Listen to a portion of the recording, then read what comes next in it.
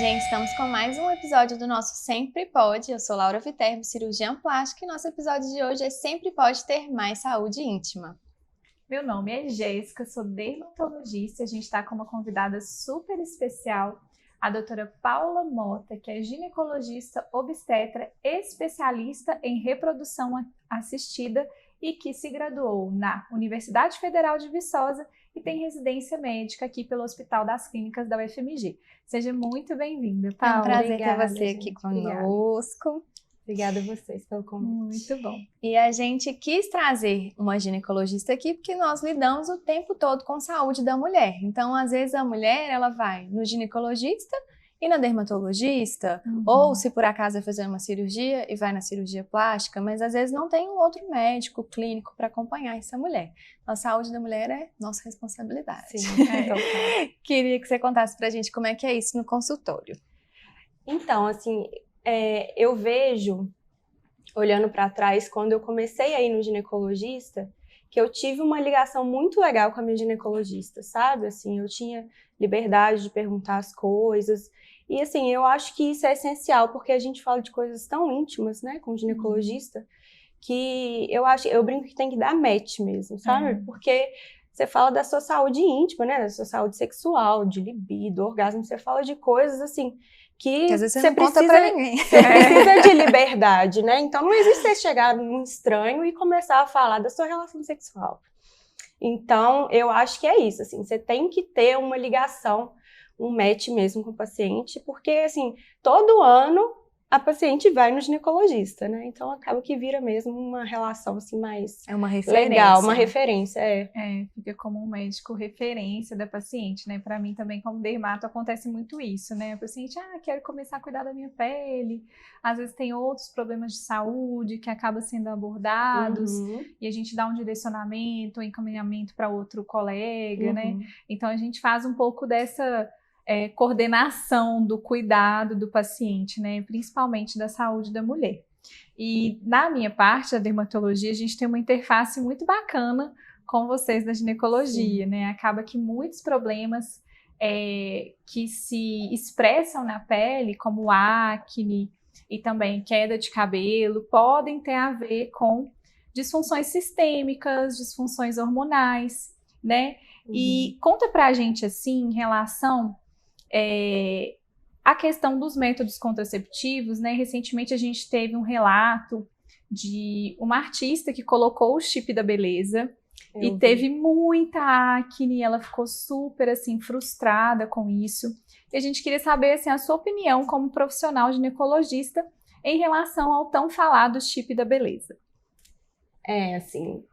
Até atualmente, várias sociedades, né? A Sociedade de Gineco, de urologia, de medicina do esporte, qual mais? De endócrino, né? De endócrino, eles, né, fizeram uma carta para o Conselho Federal repudiando, né, as pessoas que prescrevem esse chip relacionados a melhora no desempenho esportivo ou até melhora estética, né? Eu acho perigosíssimo, porque não tem estudo, sabe, assim, comprovando a segurança desse método. E nem como um método contraceptivo. Sim, então, é isso que eu queria te falar. Então, não vale como método contraceptivo, né? Porque muitas pacientes chegam para mim usando o chip da beleza, aí, tô com muita acne, quero... você tem indicação de usar Rocutan, isotretinoína. Aí fala, mas eu já uso o chip da beleza, eu tenho que usar outro método contraceptivo por conta do Rocutan? Então não é considerado. E né? a gente não sabe as consequências a longo prazo, né? A acne, a queda de cabelo, são coisas que acontecem agudamente, mas no futuro ninguém sabe o que isso pode acontecer, sabe? Então, eu não recomendo, não. Entendi. E a gente vê muito, né? Assim, tá muito frequente para fins estéticos mesmo, né, gente? Então, e essa questão dos riscos, né, a longo prazo, seja risco cardiovascular, alguma coisa assim, a gente ainda não tem nada que defina realmente, né? E tem questões irreversíveis já que são documentadas, né? A alteração da voz é irreversível, o tamanho do clitóris é irreversível. Assim, a acne ainda é uma coisa que você consegue manejar, né? Mas já tem coisas que são irreversíveis. E o que acontece muito, que eu vejo no meu consultório, é que às vezes a paciente coloca esse chip com outro profissional e aí vem com as consequências que a gente também às vezes fica nessa... A gente não sabe como agir porque a gente não sabe a ação desses, né? Assim, não tem isso. E às vezes eles segurança. Combinam vários hormônios né? no mesmo. Às vezes a pessoa nem sabe o que ela tá usando. É uma mistura louca. Tem uns que não conseguem tirar, né? Não tem assim. Tem uns que são você tem que ficar o tempo que for. Então, se deu acne, você vai ficar com acne ali até aquilo ali passar. Até passar o efeito, né? É muito difícil. E eu sou a louca do anticoncepcional, então quero saber tudo sobre contraceptivo. Tive uma experiência que eu não gostei do Dilmirena e todo mundo ama ele. Então, queria saber o que tem de novidade de contraceptivo, se surgiu alguma coisa nova, o que tá, assim, né, que melhorou nessa área. Olha, eu brinco com minhas pacientes que anticoncepcional é muito tentativa e erro. A gente sabe as tendências de cada um, mas é muito individual a resposta, né? De como você vai lidar com o Mirena, como você vai lidar com o DIU de cobre. Atualmente, assim, um grande efeito colateral do Mirena, que as pessoas se incomodam, é a questão da pele, né? Pode piorar a pele, acne, oleosidade, até aumento de pelo, queda de cabelo também. E aí veio um DIU que tem a mesma progesterona do Mirena, mas uma dosagem menor, que é o Kailina. Ele não é assim, já deve ter 1 ano, 2 anos já isso. E a ideia é essa, ter menos absorção sistêmica e menos esses efeitos, né, androgênicos aí na pele.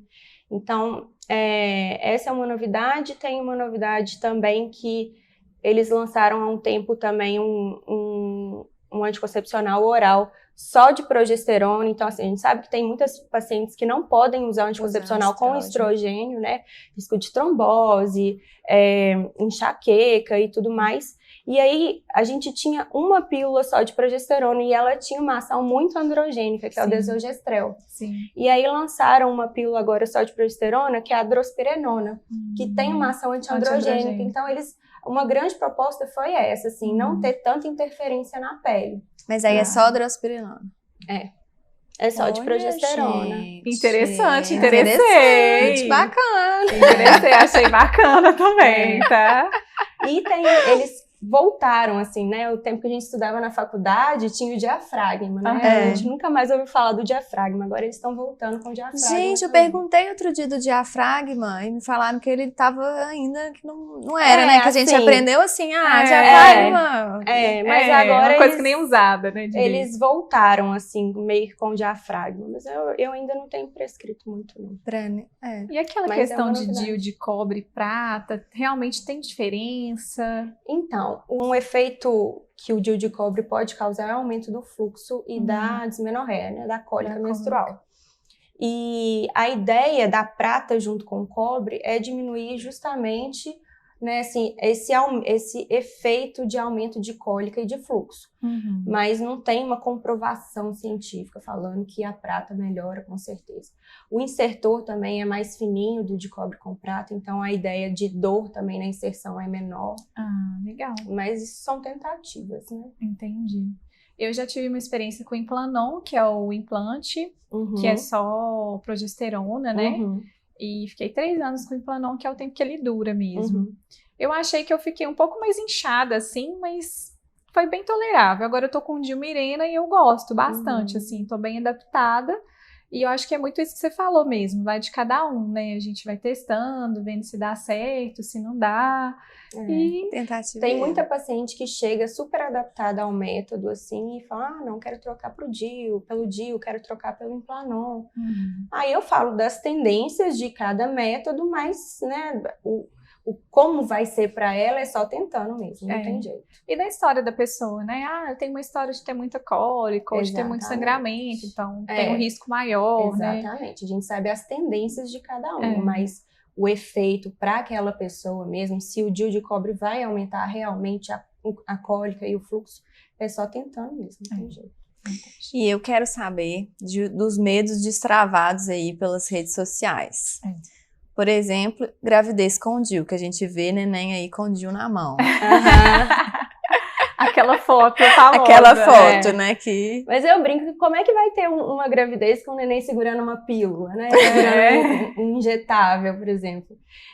O DIU, ele é um dos métodos mais eficazes de todos, assim, muito mais eficaz que a pílula, que a injeção, que o anel. Enfim, a gente considera ele e o implante também do grupo dos LARCs, que são os métodos contraceptivos de longa duração. Eles estão no top, assim, dos mais eficazes. Então, assim, claro, nenhum método é 100%, nenhum. Sim. Assim, só abstinência. Esses dias eu atendi uma paciente que ela tinha feito laqueadura, engravidou depois de laqueadura, refez laqueadura e engravidou de novo. Ai, não destrava esses medos em mim. Nossa, gente. Então, é só abstinência mesmo, sem jeito. Eu escolhi Implanon e DIU porque não depende de mim, né? Porque eu tenho uma cabeça, assim, completamente avoada. Eu esqueci de tomar pílula e engravidar, assim, com certeza. Então, tem que ser um método que não depende de mim. Colocou lá, sobre isso. E é por isso que eles são muito eficazes. Porque não depende de você lembrar de tomar, não depende de fatores externos, né? Na maioria das vezes. Inclusive, o implante é o método mais eficaz de todos. E é um chip que é autorizado, né? Que é estudado. Esse sim pode ser liberado. Usado. Pode usar, né? E outras questões que todo mundo fala que eu queria que você contasse um pouquinho pra gente, que a gente recebe de toma pílula e tem queda de libido, ou se toma pílula há muito tempo fala que tem dificuldade de engravidar. Como é que é essa questão da pílula? Olha, libido é uma queixa muito, muito frequente, diminuição de libido no consultório, assim. Sei lá, se eu atendo 5 pacientes, uma vai ter queixa. No meu consultório eu vejo isso. E elas chegam querendo um remédio. Eu quero um remédio para melhorar a libido. Eu quero testosterona para melhorar a libido. Mas assim, libido é multifatorial. Não tem como eu culpar o anticoncepcional só, entendeu? A resposta sexual da mulher é muito diferente do homem. O homem é uma resposta espontânea, assim, do nada eu tô aqui, quero ter relação. Para a mulher, uma construção. É uma construção. Uma amiga minha, que é ginecologista também, até postou no Instagram esses dias, falando que as preliminares não começam logo antes do sexo. Começa quando você acorda e seu parceiro te faz um carinho, te faz um agrado, te elogia, pergunta como que foi seu dia, sabe? Assim, então, trabalhar... Quando o marido lava a louça pra você. Lava a louça, cozinha pra você, leva café na cama, exatamente. Te dá um presentinho, te leva pra jantar, mas eu brinco assim, mas é verdade, é verdade. Então, não tem como a gente culpar, assim, você tem que ver como tá a sua relação, como tá você com você mesma, você tá se sentindo bem com o seu corpo, né? Como tá o seu humor, você tá muito ansiosa, muito preocupada com alguma coisa, como que tá com o seu trabalho, você trabalha com uma coisa que você gosta, você tá descansada ou não, então assim, a libido é muito... não adianta uma mulher cansada, que trabalha muito, aí chega em casa, toda sobrecarregada, filhos e tal, e querer ter uma libido maravilhosa é muito difícil, né? Eu sou cheia de casos, assim, porque é isso, a gente conversa de coisas muito íntimas, né? Mas chegou, esses dias também chegou uma paciente pra mim e falou... libido tá ruim e tal. Aí, pedindo um remédio, falei, não, mas peraí, vamos ver. Como que você é casada só há quanto tempo? Ela tinha anos de casamento. Você gosta do seu marido? Não. Você tem atração pelo seu marido? Não. Aí eu falei, como que você quer que eu te dê um remédio sendo que tá escancarado o problema, né? Então, porque atualmente a gente tá nessa, né? Um remédio para tudo. Quero remédio para emagrecer, quero... Para dormir, para acordar. Para libido, para comer. Então, as coisas são mais difíceis, assim, né? Mas eu acho que é dessa mais forma complexo. Que faz mais sentido também, né? Sim. Mas o anticoncepcional, o estrogênio do anticoncepcional, ele pode diminuir, sim, libido, porque ele diminui a testosterona livre, né? Assim, então, teoricamente pode, mas não... igual eu falei, não tem como culpar o anticoncepcional. Não dá, é muito mais que É muito isso. difícil mesmo, né? A gente tá isso que eu tô falando, dessa sociedade que essa mulher tá cansada, né, gente? Então, tem que fazer uma atividade física, tem que dormir bem, tem que ter um parceiro que ela goste, que ela, né, que vá realmente despertar essa libido dela, né? Não vamos culpar nada. São muitas coisas, muitas coisas. E a demora para engravidar é meio que real, assim? Não. Teoricamente, você suspende o anticoncepcional, a fertilidade volta na hora. Às vezes pode demorar uns 3 meses da pílula para voltar a ciclar mesmo, mas usar muitos anos de anticoncepcional não piora a fertilidade. Usar muitos anos de anticoncepcional também não perde a eficácia do anticoncepcional, não tem nada disso, isso tudo é mito. Interfere, não. E também não preserva, né? Tem muita gente que acha assim, eu tô usando anticoncepcional, então eu não tô ovulando, então eu tô guardando óvulo. Não. Independente, você pode estar grávida usando anticoncepcional, usando nada, que todo mês você perde óvulo. Independente, não tem isso. E pensando assim nas fases de vida da mulher, né? O que a gente deve ter em mente, assim, para as pacientes pensarem de triagem, de cuidados que ela tem que ter, de rotina mesmo, com o ginecologista? Eu acho que toda fase tem um foco diferente. Quando você começa, né, o seu desenvolvimento sexual ali na puberdade, a gente tem que, né, ficar de olho na idade, quando começou a telarca, né, os peitos, a pubarca, os pelos pubianos, quando que foi a menarca, se está numa cronologia certa. Depois, né, que você tem a menarca, a primeira menstruação, que você entra na sua fase reprodutiva e até a menopausa, claro, focando nos rastreios de doenças, por exemplo, de câncer de colo de útero, de câncer de mama. Contracepção é uma coisa que é muito falado, que realmente é muito importante, mas eu vejo que, inclusive, os ginecologistas têm deixado de lado o planejamento da concepção, porque o planejamento familiar não é só contracepção. A concepção, né, assim, quando você quer engravidar, se você quer engravidar, quantos filhos você quer ter, isso tudo tem que fazer parte do seu planejamento, porque a idade da mulher é o principal fator de sucesso de gravidez. Então, eu vejo que essa orientação tem sido deixada de lado, e é muito importante, porque é irreversível, né? Não tem como você voltar no tempo depois. E depois, a transição menopausal é uma fase que você tem que focar em algumas coisas, né, tanto sintomas da transição menopausal, e aí ver se tem indicação de reposição hormonal para esses pacientes. Nem todos os pacientes precisam de reposição hormonal. E depois, na pós-menopausa, eu acho que o foco, claro, né, que a prevenção de câncer de colo de útero, de mama, enfim, continua, mas eu acho que muda completamente, assim, a prevenção, por exemplo, de risco cardiovascular, de osteoporose, fratura patológica, né, que a gente sabe que é uma grande causa de morte no idoso. Então, a gente vai mudando de acordo com a fase da mulher, sem dúvida nenhuma, a gente muda o foco, sem dúvida. Às vezes, muito legal acompanhar todas essas fases, todas as fases da mulher, né? Eu sou suspeita. E a reposição hormonal que você até citou, e que a gente, né, já citou o chip, que está muito em alta. Quando que ela está realmente indicada, assim? Quando é a indicação real? Olha, quando o sintoma da menopausa está atrapalhando a qualidade de vida da mulher. É isso. Ninguém tem a obrigação de fazer uma reposição hormonal.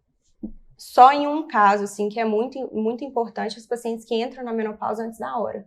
Menopausa precoce, né? Antes dos 40 anos. Essa, sim, tem indicação de fazer a reposição pela proteção cardiovascular, risco de osteoporose. Então, essas são, assim, obrigadas a fazer essa reposição. E, claro, nos casos, por exemplo, de menarca tardia, né? De puberdade tardia, às vezes a gente tem que, né, induzir uma puberdade nas adolescentes.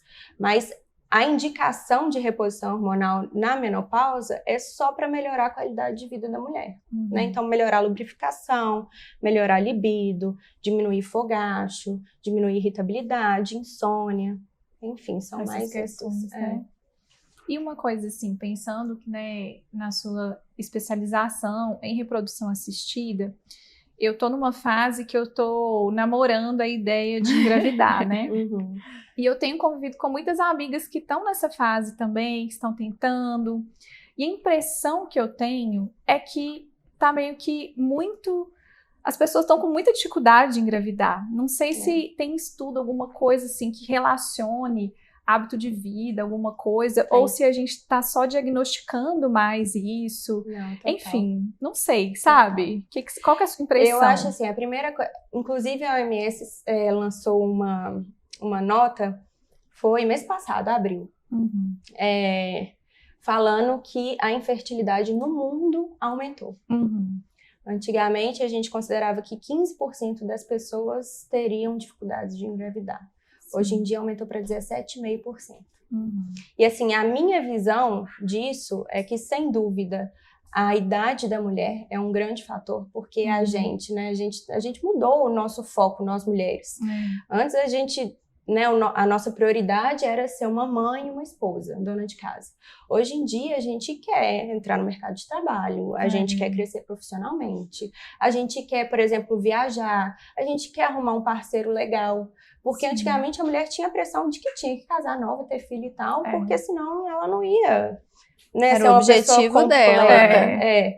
Então, assim, e hoje em dia, e graças a Deus, a gente tem ficado mais a gente não aceita qualquer coisa. Então, eu acho que assim, a gente tem adiado cada vez mais a maternidade, sabe? Esse é um fator assim, importante fator. De aumento, né? Mas hábitos de vida também. Então, etilismo, tabagismo, obesidade, exposição a tóxicos mesmo, sabe? Questão de alimentação. Né? Isso tudo tem influenciado, sim. Entendi. Doenças, né, sexualmente transmissíveis, as infecções pélvicas, isso... Né, causam consequências para a mulher. Então, tem esses fatores aí, mas eu acho que principalmente a idade. A idade, né? E o que é o normal, assim? Tô tentando engravidar. Quando eu devo procurar ajuda? Como que funciona isso? Até que ponto eu posso ficar tranquila que tá tudo bem? Não, eu queria perguntar para vocês, que idade que vocês acham que a gente tá no nosso auge, assim, da fertilidade? O que você acha? Ixi. 25? Deve ser. Um número cabalístico. Assim, 25 anos. Você, com 25 anos, você estava o quê? Na faculdade, acabando de formar? Acabando de formar. Você não estava nem um pouco estabilizada na vida, né? Você estava começando a construir sua carreira, né? O auge é com 25. E aí, depois disso, é só ladeira abaixo. Jezinha. Oh, Deus, me ajude. Até os 30... É uma queda mais discreta, dos 30 aos 35 começa a ficar mais evidente, depois dos 35 despenca. Então, assim, é claro que depende do número de filhos que você quer ter e quando você quer começar, né, a ter filhos, mas vamos colocar um corte aí, antes dos 35. Né? Justamente por isso, assim, por essa queda na fertilidade depois mais importante. Entendi. E aí o momento de congelar os óvulos, que também está super em alta. Isso. Quando Não tem um limite de idade, assim, mas o recomendado, né, é antes dos 35 anos ou o quanto antes. Porque, por exemplo, vamos imaginar, você tem 26 anos e você tem certeza absoluta que até os 35 anos você não vai engravidar de jeito nenhum. Tem outros projetos e tal. Congela com 26 anos, porque o seu óvulo congelado aos 26 anos é um óvulo de 26 anos. Então, tem uma chance, né, de gerar um bebê em casa muito maior do que o óvulo de uma mulher de 35, por exemplo. Entendi. Então, é uma coisa assim, é doído, mas... É a realidade. É a biologia nua e crua, né? E falando agora um pouquinho de estética íntima, que a gente também recebe muitas queixas, né? Eu faço muita ninfoplastia, agora também tá no auge, procedimentos íntimos de preenchimento, estímulo de colágeno, clareamento, né? Eu queria saber como que a ginecologia lida com isso e também queixas funcionais, né? Eu trato mais a parte estética, mas eu sempre falo, essa parte aqui é mais da ginecologia e também com o envelhecimento, né? E a mulher preocupada com a sexualidade, mesmo após a terceira idade e tudo mais, queria saber como é que a ginecologia vê isso. Eu acho que os 50 são os novos 30 anos, né? Uma mulher de 50 anos, pra mim, gente, hoje em dia tá no auge, né?